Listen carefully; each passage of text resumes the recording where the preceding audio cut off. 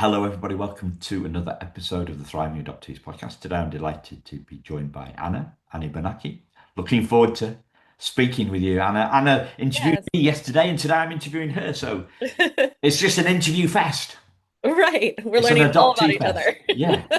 So not only is Anna a podcaster, she is a fellow podcaster. She is also a fellow adoptee, but she is also an adoptive mum. So you and your husband have got four kids through Yes. adoption. Yeah. And Yes. some special needs, I think, if I remember. Yeah, we have quite a mix of special needs in there, some prenatal exposures, and then some other mental health struggles as well. So, Right. yeah. So I don't know how you do that all, right? I'm not sure I know I either. don't It's just know. day by day. You Just just about keep day. going. Yeah. So the first question is the one that I kind of always like to ask is, especially fellow adoptees. So when you hear the name of the podcast, Thriving Adoptees, what comes to mind for you, Anna? I would think of an adoptee who has really done the work and gone through their history and their struggles and where their insecurities are.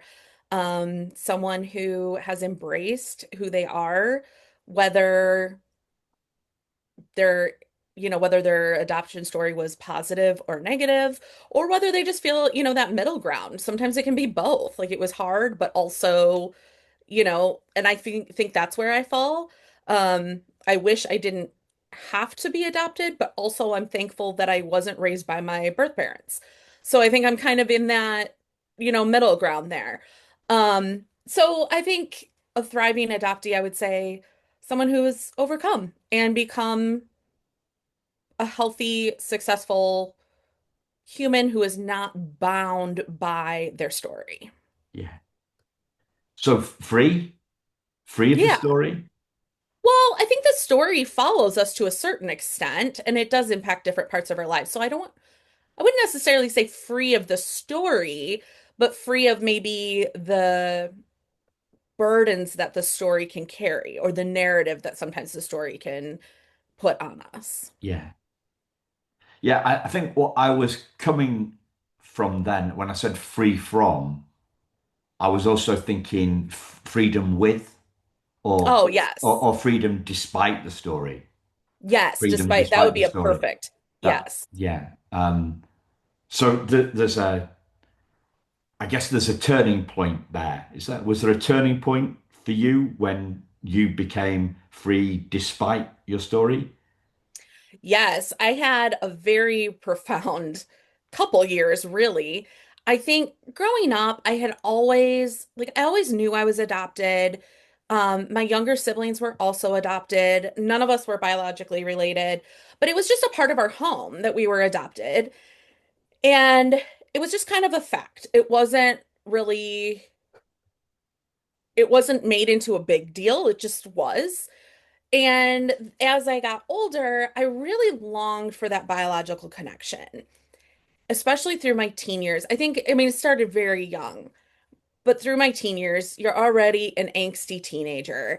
And so now you have the complexity of being an angsty teenager and you're adopted and you're searching for your identity and who you are. And you just assume, or at least I did, I just assumed that all of my problems would be solved if I met my birth parents. So I had a completely closed adoption. I didn't know anything growing up.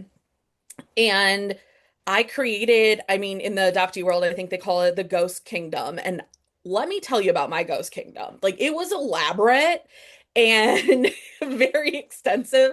I have a wild imagination. And my birth parents were like these incredible people. It was all an accident that I was separated at birth. I was going to meet them and live happily ever after, and there would be an immediate connection. I mean, it was extravagant. And this went through my teen years, where I truly believed that once I met them, everything would be explained. And I also really believed that my adoptive parents didn't understand me because they were my adoptive parents, not because I was an angsty teenager and just going through what teenagers go through. So I put a lot of weight on my adoption then. But then I met my birth mom when I was about 21, and my world came crashing down because she was not anything that I had made her out to be. And so I had never even considered the fact that she wouldn't be who I had created in my head. And I don't know why, looking back, that's so ridiculous that it was never even a consideration because it was so outlandish who I had created her to be. But I just genuinely had never considered that she wouldn't be that. So meeting her, like I had put expectations on her that nobody would have ever been able to live up to. And same, I think she thought the same thing with me. She had put expectations on me that I couldn't live up to. And the relationship imploded very quickly. And partly, I think, because I was young and I didn't understand boundaries. And there's a lot of things I would do differently now. But at the core of it, it was this huge disappointment because I had created a false narrative. So then, fast forward, I got married in my late 20s and we started trying to have kids right away. Now, my way to have this biological connection was going to be through having biological children. And that was going to be my happily ever after. And that didn't happen. So we put adoption on the table, and I was like, well, I'm an adoptee, so I'm going to be a really amazing adoptive mom because I know everything. Was humbled very quickly and realized I do not know everything. And that was real wild. But once we had the kids in our home and we had gone through the adoption process for the first two, so we have two sets of siblings. So the first two were adopted in 2019. And shortly afterwards, as I'm watching them heal and I'm watching them go through missing their biological parents and struggling with their identity and trying to navigate the newness, even though they had lived in our home for a while, the adoption just made things permanent for them and really changed things. So all of a sudden, I'm sitting there going, oh my goodness, I feel this way too. Oh my goodness, that's why I struggled with this. And it ripped open a wound I didn't even know I had. So I had all this grief and struggles and longing and all of these things that I genuinely had never considered. So now I'm like raw and emotional at the same time with my kids, which was real wild for a while.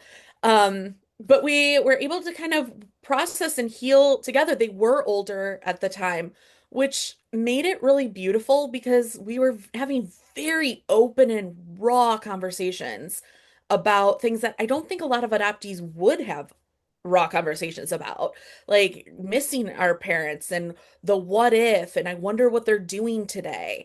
And so that was kind of going through that process, ripped everything open, but it also was when I started putting the pieces back together. And that's kind of when I really had that big turning point in my life. So it was, I think you talked yesterday, like there was a time in your life too where you didn't even know it was there, then it got ripped open and you kind of pieced it back together. So, Yeah, yeah. that is our story. I think as adoptees, we have that Yeah. first big moment of coming out of the fog. Yes. But you could you were aware of the emotions in the fog. So I wasn't aware of my emotions when I was in the fog. I think was yours more like a connecting the dots thing. I Yeah. Do you get what I'm I saying? think maybe. I think there was, I mean, definitely when I was in the fog, there was definitely a lot. I think there was a lot of misplaced emotions. So the emotions were there and the struggles were there, but it was all misplaced.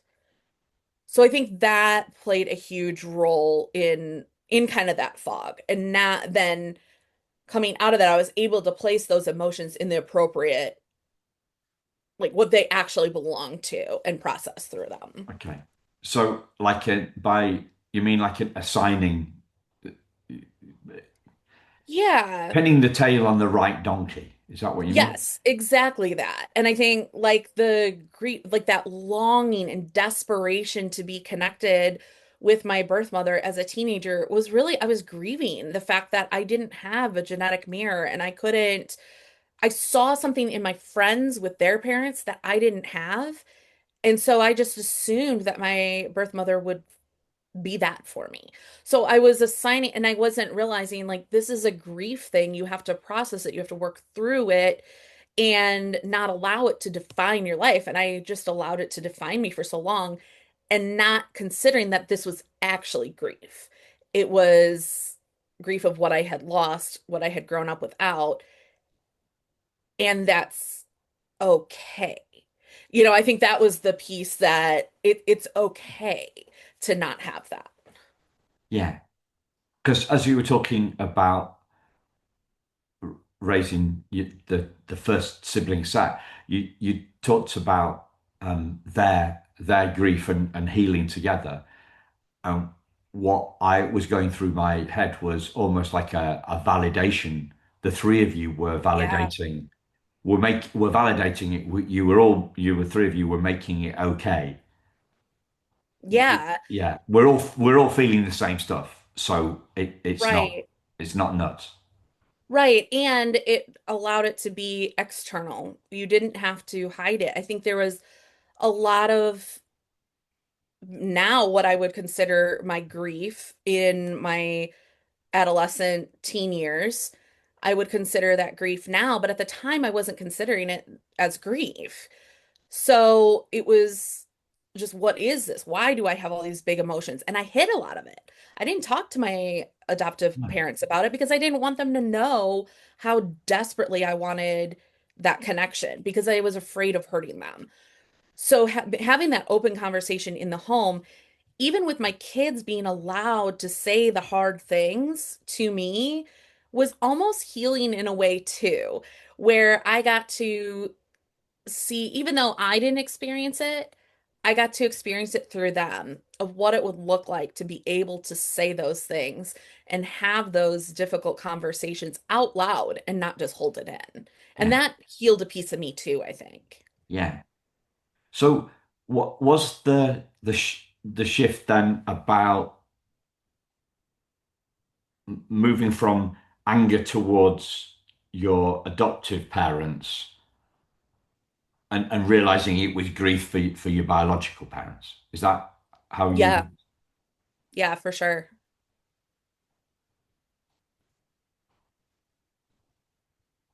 Yeah, I can see what. Did you use the word misplaced? Yes, Yeah. Okay. misplaced. Right. Yep. So that's what landed for me. I guess and maybe one of the things I was struggling with is I had in our conversation, right, is that the differentiation that I was making is that I didn't have anger towards my adoptive parents, nor Mm. did I have seeking for my birth parents. Yeah. Neither of those things were things. I mean, I had some slightly tricky stuff with my dad, who was an only child, my adopted dad. Who was an only child and not the most emotionally intelligent of guys. But occasionally I bore him some anger for some of the things he did, but it wasn't wholesale anger. It was just Right. the odd moment, like so stuff perhaps about he seems to spend too much time at work, or um, why does he do that? Why does he do that to me? He didn't like the fact that I've got slightly rounded shoulders, and he used to kind of walk behind me and try and pull my Oh, shoulders back to train me, but like yeah. slightly freaky things, right? But anyway, I'm sure my mum doesn't listen to these podcasts, but she's like, why are you talking about your dad like that? Anyway, um, so uh, expectations then were the you talked about two passages of your life where your expectations were off, in terms of the expectations from your birth mum, and then the expectations that you had about becoming a mum through adoption. Yes. Did you beat yourself up a lot about those expectations when they were dashed, or was it like that, or was it completely different? I don't think I really did. I think probably more so becoming a parent because I think becoming a parent is just extremely humbling anyway, regardless of how you become a parent. And I think all good parents beat themselves up to a certain extent. So yes and no. I think I didn't really fully process and understand how much my expectations were the root of the problem when meeting my birth mother until many years later. So I think that was a component I hadn't really, like you Yeah, said, the tail on the donkey that I hadn't placed yet. That was the reason why that relationship imploded so quickly.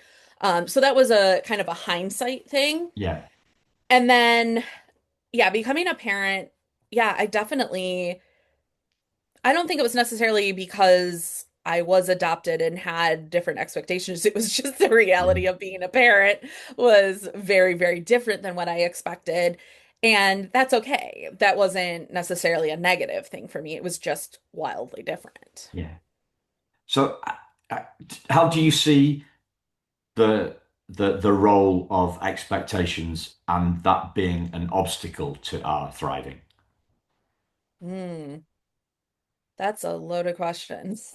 I think it's so important I mean, I've really shifted since then. And actually about 2 years ago, I met my birth father and I walked into it with zero expectations and almost tried to make it a self-fulfilling prophecy the opposite way. Because Interesting. yeah, I Yeah, was so determined not to have any expectations there. But I think the reality is we always do, right? yeah, We always do. So I think I mean, yeah, expectations can definitely get in the way of thriving because, especially if we're not able to adjust and pivot. And I think that's the most important thing is to really, you have to learn to be flexible. And your expectations may be wrong, but that's not necessarily a reflection of you as a human. That's just a reflection of our mindset. And then you can shift and change and adjust and become exactly who you need to be in that scenario. yeah. What else do you think gets in the way of our thriving? I think ourselves a lot of times. And I think we talk about expectations of others, but also sometimes expectations of ourselves. Like, I'm going to be more resilient. I'm not going to let this bother me. I won't let this affect me. And sometimes we have to acknowledge and just say, I think there's so much power in acknowledging and just letting it go. Because if you hold it and don't acknowledge it, then it just sits there and eats you up. But if you acknowledge it, then you can let it go. Yeah, And so sometimes it's acknowledging, like, ooh, that hurt because of my abandonment wounds or my struggle with, and just acknowledging that and being able to acknowledge and move on and not necessarily sit in there and allow it to cripple you. So there's that balance, right? And sometimes it's hard to find that balance. And I think that can really hinder us from thriving is yes, you have to acknowledge it, but you don't want to sit in it and allow it to cripple you. yeah. Have there been, well, do you remember when you saw that?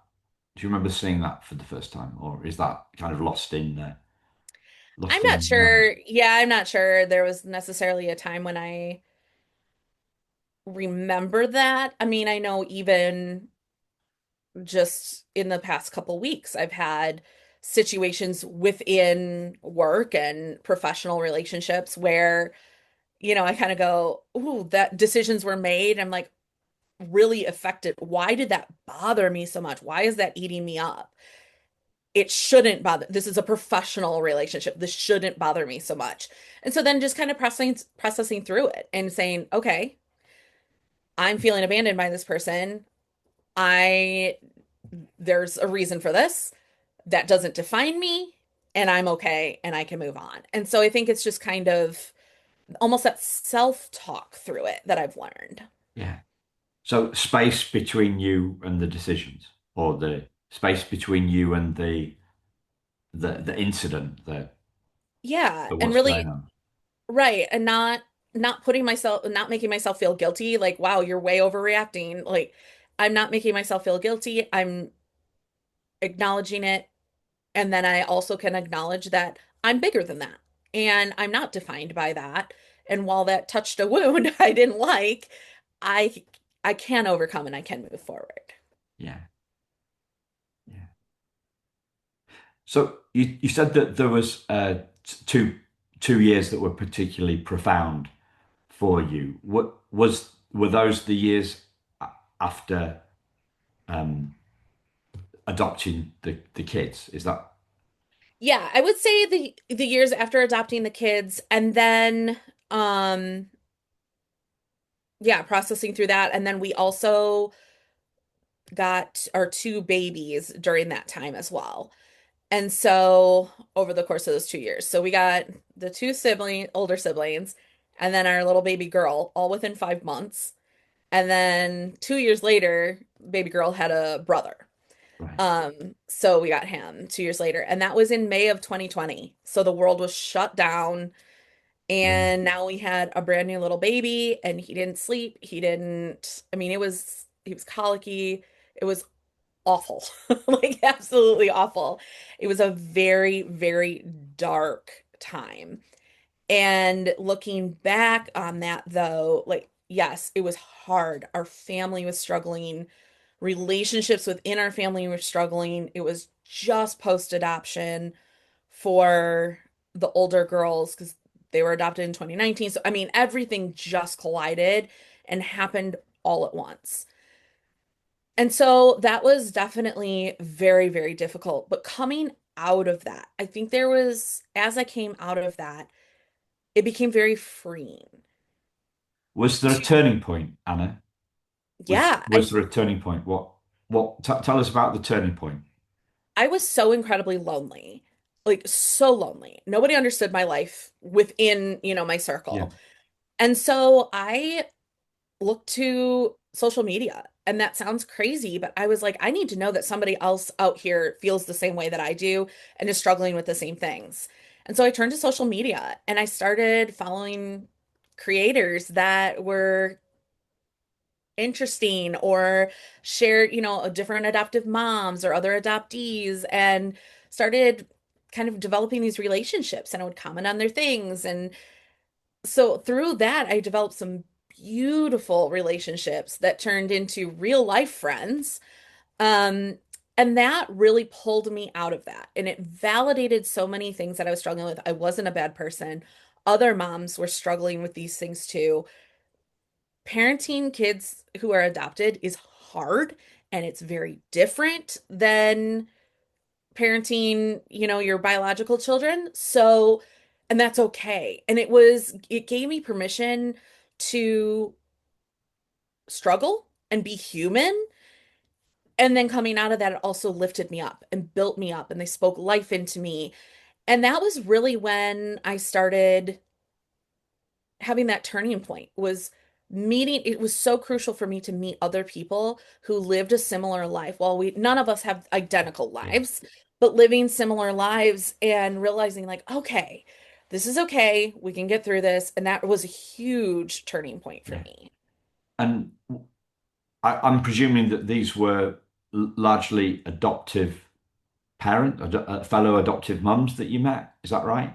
Yes, I would say that started it. Now I've developed relationships with so many incredible people all throughout Yeah. adoption. So adoption professionals, other adoptees, and birth moms. I have a Yeah. whole crew of birth moms that I just love and adore.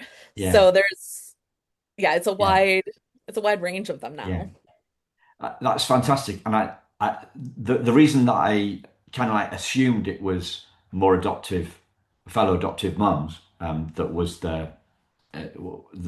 the catalyst for this stuff, this turnaround, because I see I see a lot of valid in adoptee groups. I see a lot of a lot of validation, but I don't see a lot of hope, Yes, I would agree.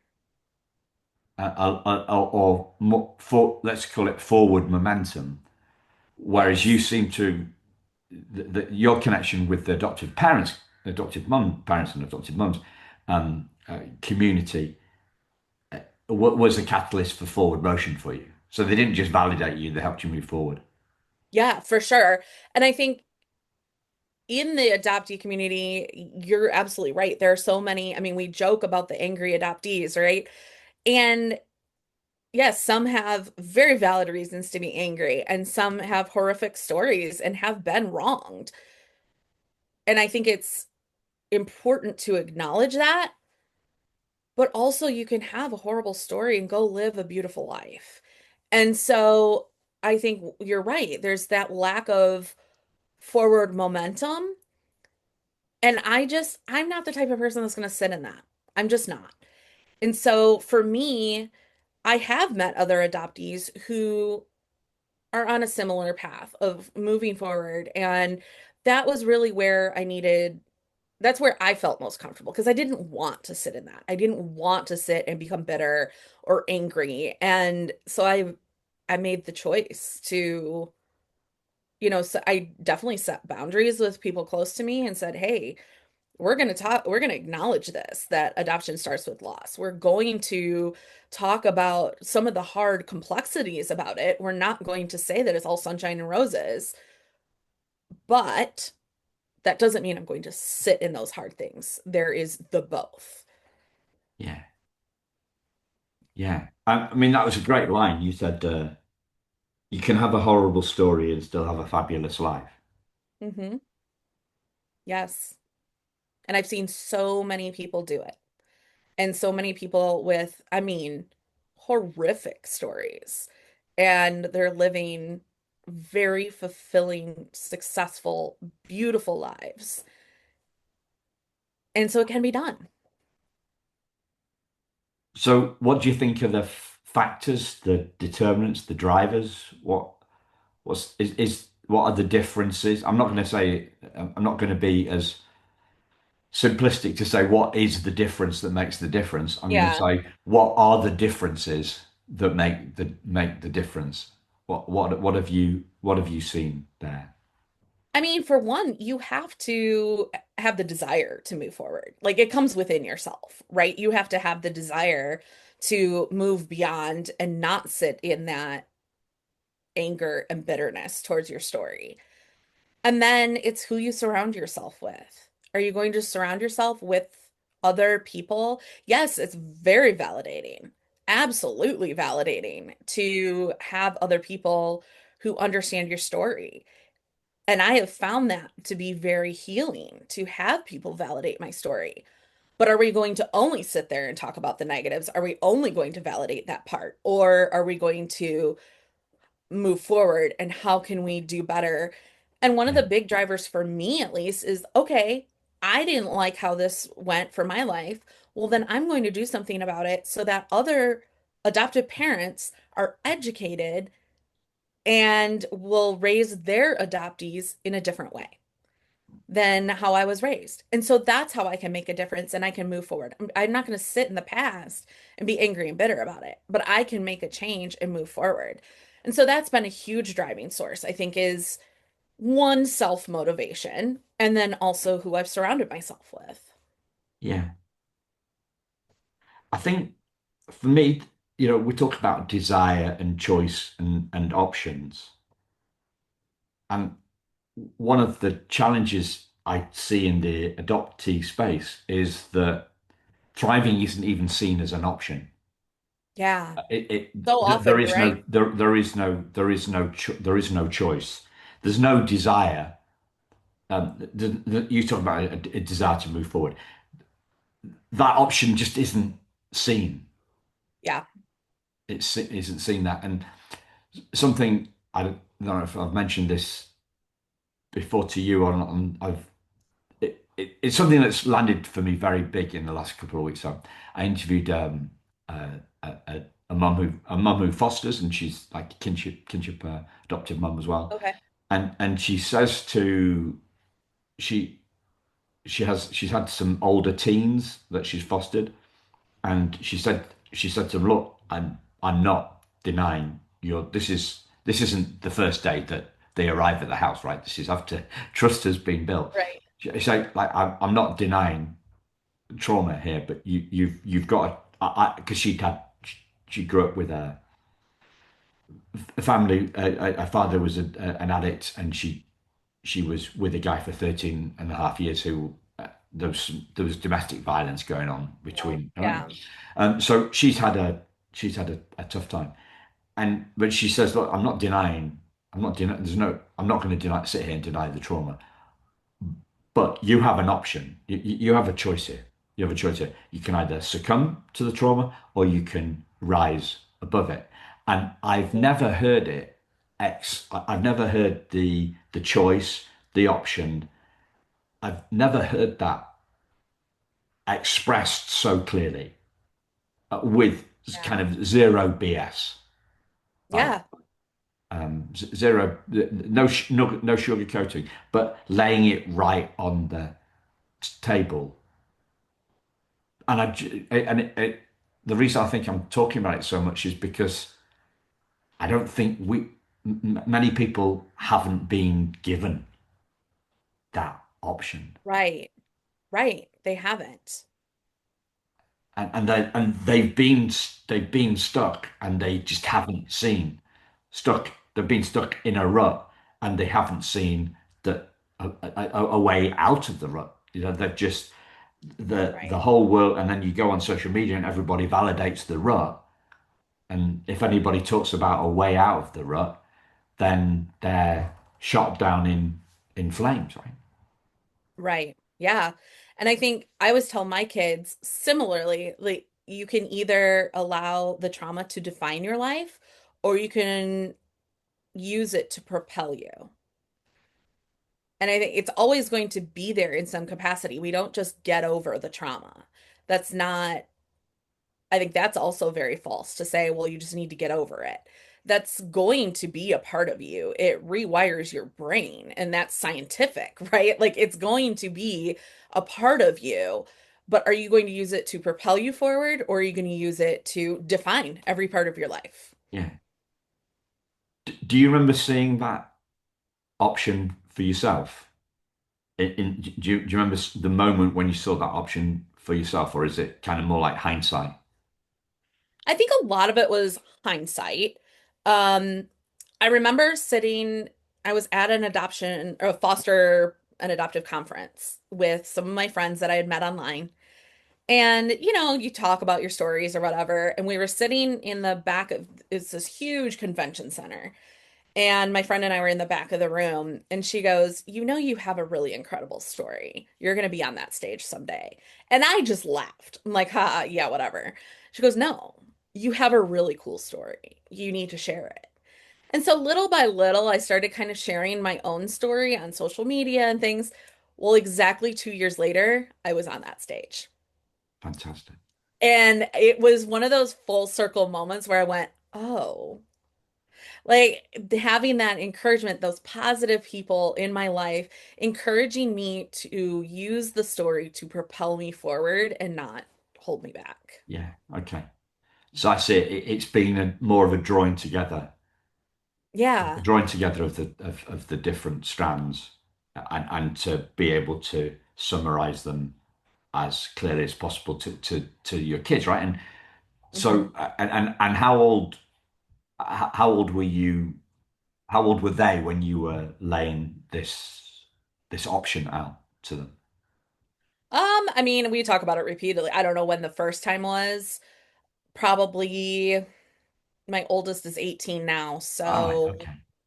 probably 15, 16. Right. Okay. Yeah. Yeah. And then, her younger sister is now 14, so probably Yeah. 12, 13, somewhere in there Okay. in the Yeah. last few Around years. that. Yeah. Yeah. Okay. Yeah. See, me and my missus haven't got any kids, so like whenever when I'm talking to kids, I did a lot of work in elementary schools before I came to the thriving to the adoption world, and I would always, when I started off, I was very cautious about whether I was talking down to them or Yeah, like being patronizing to them or expecting too much of them. And I had a big thing about trying to meet them roughly where they were at, right?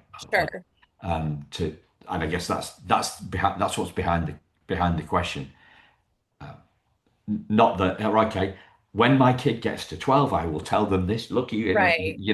it's not about that. It's really, I don't know, just being because we talk people talk a lot about age appropriate language Right. and age appropriate topics and stuff like that, and that's got to be tailored. That's got to For be an sure. art. That's an Because art. we have different developmental ages too. I mean, I have my 18-year-old is not developmentally 18. My 14-year-old is academically way older, developmentally and emotionally way younger. So you really have to tailor it to Yeah, the individual child and where they are at, maybe not in I don't know what the word, a human age, yeah, but like their developmental and emotional age is where you have to tailor that to. yeah, yeah. And you So know your children, you know yes, when the time yeah, is right. when the time is right. So you talked about a desire to move forward, and the other people that we surround ourselves with. Are there any other factors that you see as the key drivers of us turning things around, having that fabulous life despite what our story has been? I think find joy in every single day. Like find moments of joy and really focus on that because that can shift our whole perspective and really change our internal view of life without necessarily like trying to work through the trauma or processing big things. It can be little things. And I actually keep a note on like in my notes app on my phone.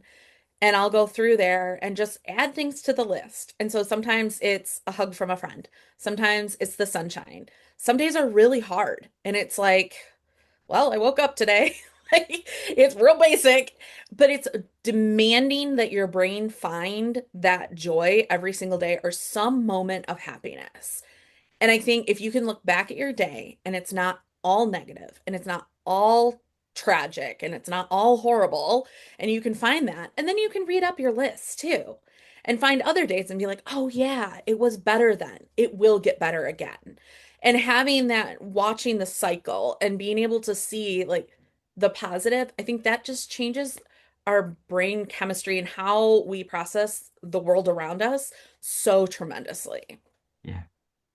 And what have you learned from doing the podcast? What are the key things you've learned from that? I guess you can make it a bigger question. What have you learned from the community?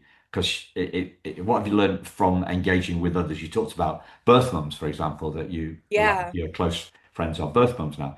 So what have you learned most from the community? I think that every single story is so unique. And we can't just put labels on everything. We can't just say adoption is this or foster care is this or being a parent. Like, we just can't. And every story is so nuanced and so unique, and they're all valid. They're all valid, and we process things differently. And so it's really important to have that open mind. And I've learned so much about resilience and healing and overcoming. And actually, the whole idea of the moments of joy on the Notes app came from a birth mom friend of mine. And so that's something that she did when she was really struggling and going through a hard time. So I think we learn when you're open-minded and you listen to the stories of others and you hear things, sometimes you're going to see yourself in them and sometimes not at all because it's so wildly different, but being open and accepting of their story and hearing their journey is just it's so rewarding. Like I mean, the podcast is one of my favorite things to do. I just love it. but then also in like the personal relationships too. It's just really given me a bigger view of the world and broadened my horizons and given me so much more compassion for everyone around me. Yeah. So is the compassion the key thing from the bigger view? Yeah, I would say so. Yeah, just compassion for others and empathy towards others' Yeah. stories. And so you mentioned resilience and healing. Let's and I think you said there's a third one that I was too slow to write down. So let's I let's don't just go remember what with it's let's just go with resilience and healing. Let's which one do you want to dive into first? Resilience or healing? let's go resilience. Okay, let's go resilience. So what's that about for you and what have been your key kind of moments of learnings and your key insights that you have found. What do you want to talk about? What do you want to express on this topic of healing? Let me lay it out and keep it open for you. I think with resilience, it's so nuanced to every single person. Again, we can't just slap a label on it and say this is what resilience looks like. It is so nuanced because everybody comes to it with a different perspective and a different history and a different worldview. So we can't just say this is what it's supposed Yeah. to look like. But What's your view? What's your view on it? I think being able to be resilient and is part of that accepting the story, overcoming it, not maybe not overcoming. That's probably not the right terminology to use. I would say using it to propel you forward rather than sitting in it. That is really what has, I think, come to define resilience for me. Yeah. Because a lot of people talk about PTSD, right? And a lot of Hmm. adoptees talk about CPTSD, Yeah. complex post-traumatic stress disorder. But not many people talk about PTG. Have you heard of that? No, I haven't. Well, that's because nobody talks about it, right? Right. It stands for post-traumatic growth. Oh, yeah. And for me, that's what happens after, after we hit rock bottom, and then you, and that then there's a period of growth after that. That's Right. that's the bit where the post-traumatic growth comes from, or that's what defines, the bouncing 100%. back. Yeah.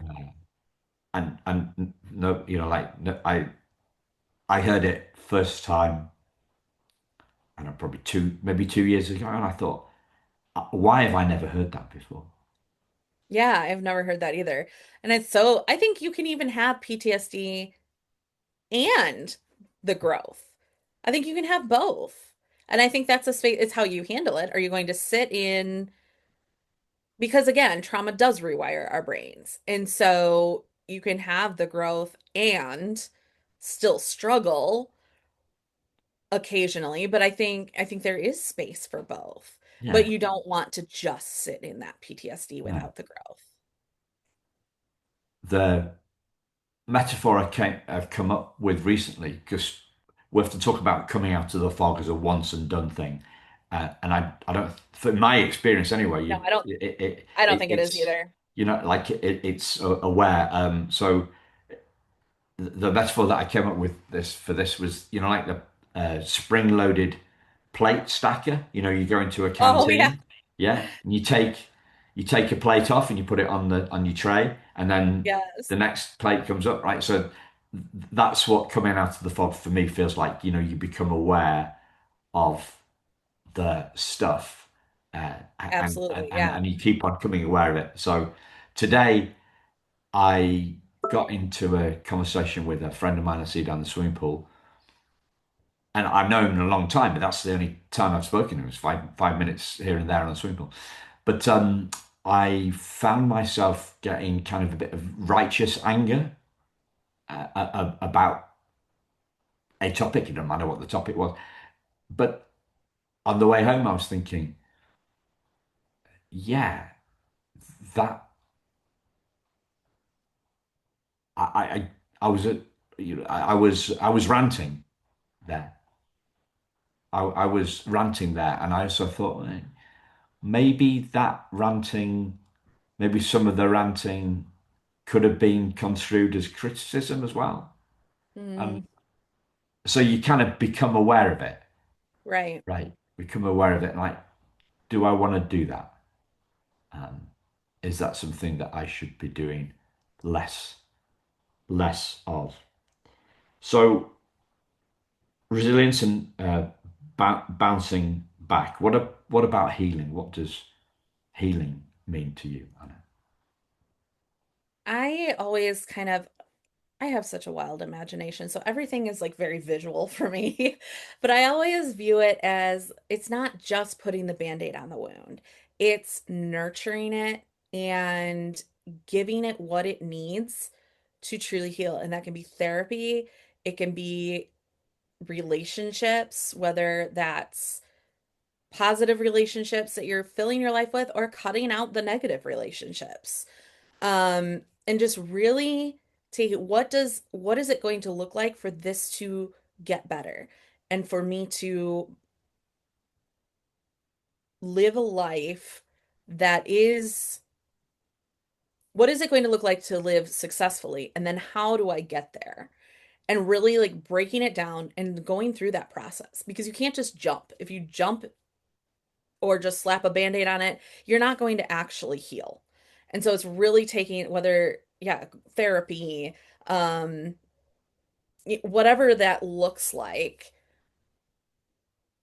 it's because it's so unique for each individual, but it's really making sure that you're taking the proper steps to what would you do if you had a broken leg or got a really bad cut? What would you do? And those, you have a very specific steps, and we wouldn't question those steps to healing a broken leg. But then we jump all this, we try and skip everything or not do the steps to healing our emotional wounds. And so it's really kind of going back to the basics and saying, okay, what is it going to take? And let's follow those steps. Yeah. But we see that afterwards, right? Do we see that afterwards? Does it make sense looking back on it? Do we see it lying ahead of us? I don't know. I mean, I think there is Me maybe a neither. little That's of why both. yeah. Okay. Maybe a But little of both. It depends of how aware you are at the time, and how in tune you are with what the wound is.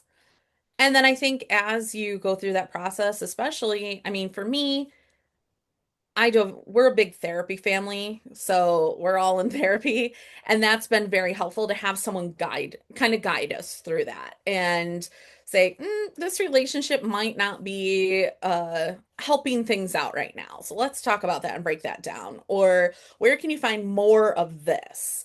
Let's get more of that in your life. yeah, And really like especially even when it comes to, and I know so many adoptees struggle with self-worth and feeling worthy of, because again, abandonment or are growing up thinking with the narrative that our parents didn't love us and that's why we were, given away. And so I think that that is a deep internal wound. And so it's okay, no, I am worthy of love. I don't need to prove myself. I don't have to perform.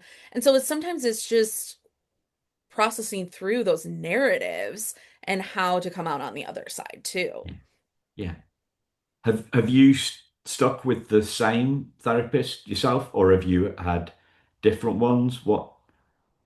I went through, I think the one I have now is my fourth. I went through four pretty quickly because when I had to explain to them like what adoption was, and one of them asked me what foster care even meant, and I was like, okay, you are not the right fit. Um, but the one I've had now, I think I've been with her 4 years, maybe Yeah, longer even. I've been with her a long time. So she's moved like three offices and I followed her. yeah. So That's great. That's yeah, great. she's fantastic. So, is there anything that you'd like to share that I've not asked you about, Anna? I don't know. We covered a lot We today. covered a lot today. Yeah. Yeah. I can't think of anything off the top of my head. Okay. Just one last question. I haven't asked this for a while, so I'm going to ask you Okay. because of your creativity, right? Oh, okay. No Um, pressure. no pressure, whatever. No, but like I do think that our creative brains, if we are more creative and flamboyant, as you clearly are, right? Um, we can we can make mountains out of molehills Hmm. and molehills out of mountains, right? Yep. Uh, so I'm talking about myself here, right, as well. Oh, but But same for me. I don't think I'd call myself flamboyant. I don't know. Um, uh, I guess it's a scale, right? Um, have you, do any ideas come to mind about what to call this episode of Thriving Adoptees?